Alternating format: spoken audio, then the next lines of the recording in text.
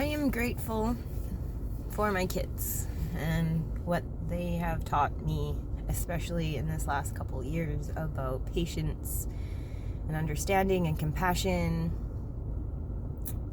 and gentle parenting.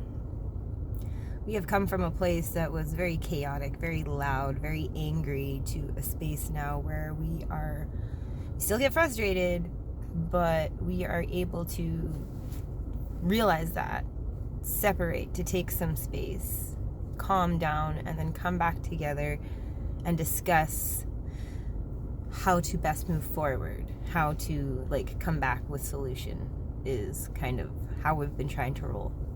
This morning, actually yesterday morning into this morning, was a thing with one of my kids. One thing that they've taught me is that sometimes the things that they're upset about are not really the things that they're upset about. There's actually other factors involved, or maybe underlying factors, and that's either the straw that broke the camel's back and that's what they're focused and fixated on, or they're just literally using it as a cover screen because they don't know how to express what it is that they want, or they don't feel comfortable to express what it is they want, or maybe they're too scared to express what it is that they want. And if they feel safe enough in conversation with the parent, eventually they may open up to that space, and then you guys can do some really good work moving forward. So one of my kids, there was a happening with their style and it didn't suit them very well and caused upset, and they did not wish to go to school yesterday, which caused me very upset. But I don't fight my kids anymore, so if you're choosing not to go to school, then that's on you. You either get a unexcused absent, and that affects your overall attendance or affects your grade. They are learning, and this is where I'm trying to teach them from, is there are consequences to your actions, but they don't always have to be violent consequences or so aggressive consequences. They can be subtle consequences that have big effects in the long run, and this is what I'm trying to get them to see through their own actions and on their own accords. So it's basically they get to run their lives with guidance, and I mean that's what parenting is. But my old parenting style there was a lot more control, and there was a lot less space for them to maneuver. It was you got to do this, check off all the boxes, but we don't live in a box, so hard to check off the boxes if you don't live in a box. Or if you don't believe in boxes, it's hard to check off a box. So I don't fight them. And sat with this yesterday, and I was okay, well, if my kid needs a day, then they need a day, and I'm okay with that. But then today comes, and this is day 2, and I was over the same situation, and to me the situation is very small. It's something very minor. That was, to me, is something very minor. But then when I embodied myself, as a kid, put myself in his shoes first of day put myself in his shoes, and then kind of embody myself back into that age, and just kind of realizing that's big stuff. It might seem little to an adult, but what's little to an adult might be gigantuous to a kid, right? So we had our altercation this morning. I said, okay, this is getting much. Here's something for you to think about. Here's something for me to think about. And then we split our ways for a moment.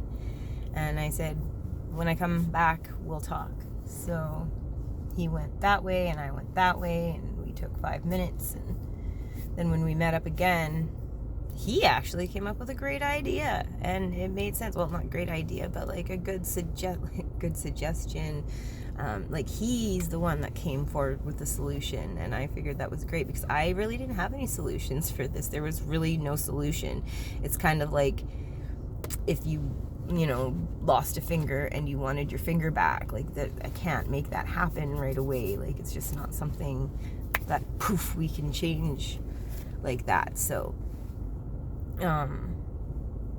his solution was,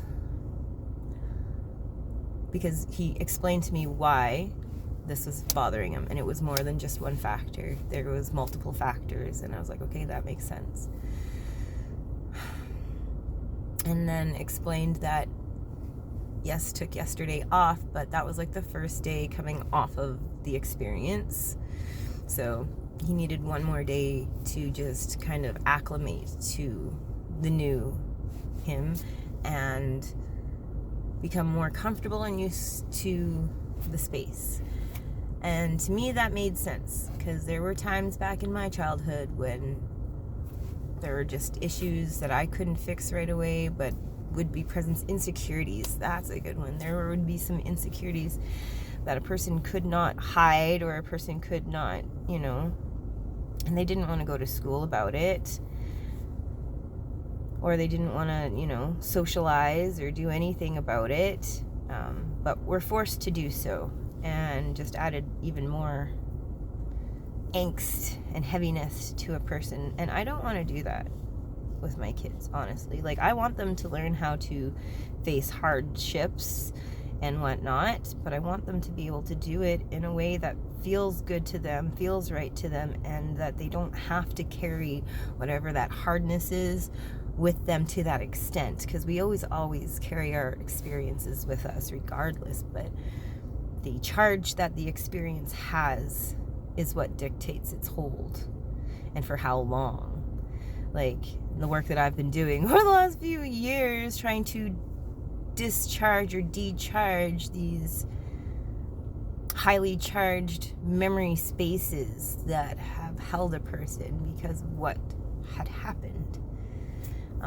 So let's not create any more of those types of spaces, and let's create spaces where we are allowed to have our experiences, are allowed to feel them through, but then we are also able to either find solution to it or ease, some kind of soothing ease. And I know that's kind of like that is the goal.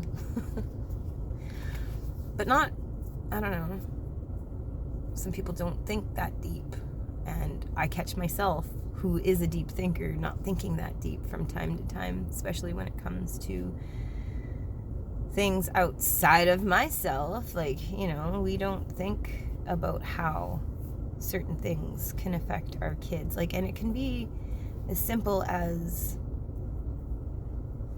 them wanting us to watch them at like some kind of lesson, or and say you're just a busy person, you don't really have time for that, or you just don't want to.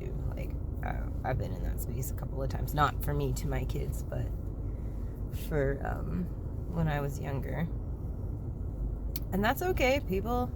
We all have our things, but small things, right? Or sitting with them and just reading a book for a few minutes, like just making that extra time, that little bit of extra time and extra space for them makes a world of difference. So my gratitude and thankfulness here today is for